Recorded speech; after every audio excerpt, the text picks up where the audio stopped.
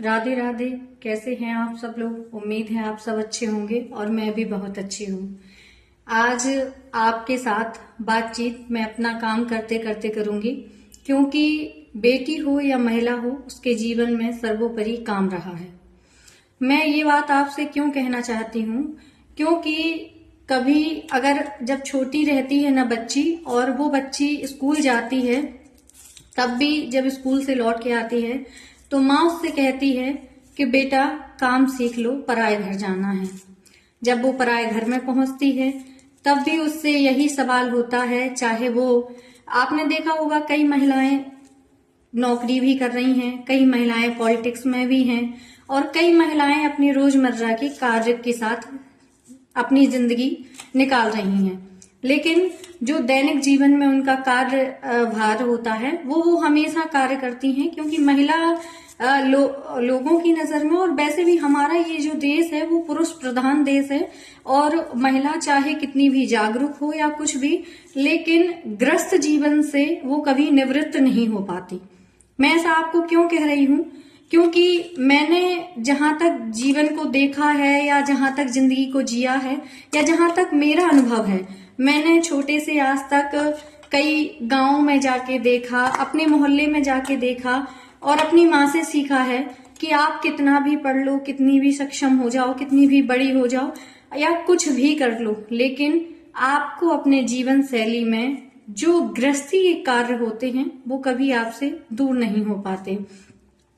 हाँ, हो सकता कुछ महिलाएं जो बड़े ओहदे पर रहती, बड़े पद पर रहती, तो वो महिलाएं वो अपने कार्यों को छोड़ देती हैं, लेकिन जब वो माँ बनती हैं तो हर कार्य को छोड़ के एक माँ का फर्ज निभाती हैं।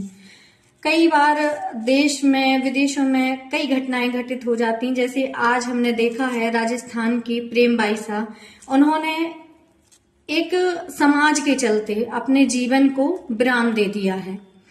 एक वो जागती महिला या वो जागती बेटी जो दुनिया संसार में अपने भागवत पुराण कथा और प्रवचनों से जानी जाती थी, आज उसने अपनी जीवन की अंतिम घड़ी को देखा, या अपने जीवन की जोधपुर में अंतिम सांस ली।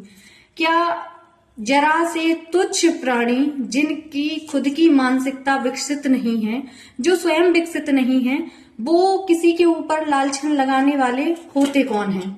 लेकिन ये दोहरा समाज है, दोहरा चरित्र है मनुष्य का।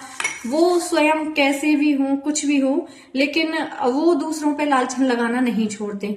क्योंकि अगर आप अपने अंदर झांक कर देखोगे तो शायद, अगर आप साफ सुथरे नहीं हैं तो आप दूसरों को ज्ञान दोगे, या दूसरों के प्रति कोई व्यवहार करोगे, या दूसरों से कुछ कहोगे, तो शायद स्वयं के अंदर झांकना जरूरी है। सर्वप्रथम बात, महिलाओं को जागरूक होना बहुत जरूरी है, क्योंकि मनुष्य, अगर बेटियां जागरूक नहीं होंगी, महिलाएं जागरूक नहीं होंगी, तो ये जो समाज है ना, इसी समाज में हम जीते हैं, इसी समाज में हम पलते हैं, बड़े होते हैं, और माँ बाप पालन पोषण करके हमें हमारी दूसरी जिंदगी में सौंप देते हैं, लेकिन समाज के ताने हमारा पीछा कभी नहीं छोड़ते। इसलिए मेरा आप सबसे निवेदन है, अगर आपके आसपास या आपके आस पड़ोस में किसी भी बेटी के साथ कुछ भी अभद्रता होती है, या किसी के साथ कोई घटना घटित होती है, तो सर्वप्रथम सबसे पहले आपको ही इस चीज का ध्यान देना है कि अगर आप उस बेटे की बेटी हो या किसी का बेटा हो, अगर आप उसको टॉर्चर नहीं करेंगे तो वो इस समाज में सर उठा के वो गर्व के साथ जी सकता है। अगर किसी महिला के साथ छेड़खानी हो जाती है, आप ये बताइए, अगर किसी महिला के साथ छेड़खानी होती है, अगर वो आपका बेटा, आपका भाई, आपका पति नहीं करे, तो क्या महिला के साथ अकेले छेड़खानी हो सकती है? अगर किसी के साथ कोई भी गंदी से गंदी घटना घटित हो जाती है, अगर आपका भाई, आपका बेटा, आपका पति या आपका पिता अगर करने नहीं जाए, तो क्या महिला अकेले वो घटना घटित कर सकती है? गौर जरूर दीजिएगा। राधे राधे।